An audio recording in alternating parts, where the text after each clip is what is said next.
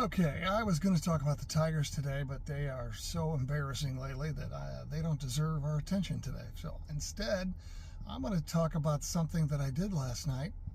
I went to a movie and saw, it was actually a documentary called Broken Mary, the Kevin Matthews story. Some of you probably know who Kevin Matthews is. If you do not, let me tell you, he is one of my top 3 or 4 radio guys of all time, favorites. I listened to him when I was in high school, and then in college when I started at Western in '81. He was at WGRD in Grand Rapids doing the overnight show, Kev's All Night Record Cafe, and he is a tremendous talent. Eventually he went to St. Louis and then ended up in Chicago, and he was part of a lineup that was amazing at AM 1000, The Loop.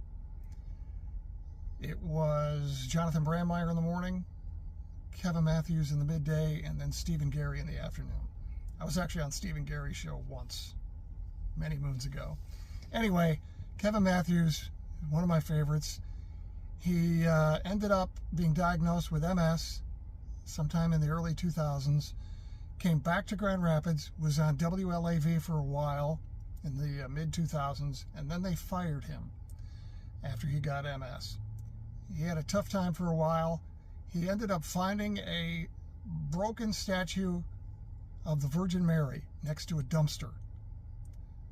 That turned into a whole bunch of events that led him to a relationship with God, as he says. Since then, in his travels, he has written 2 books and now made this documentary. I watched it last night. Mainly I went for the radio stuff, I'll be honest.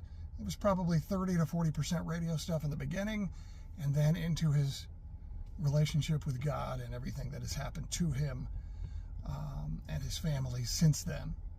It was a sweet story. It was nice to see the story. I wish he had been more specific on his radio stuff. He really didn't name too many names or places. He was very vague. Didn't even mention that he went to Grand Valley. But overall, I'm glad I went. I think I owed it to him. He's one of the people who inspired me when I was much younger and wanted to get into radio. So thank you, Kevin Matthews. Appreciate it.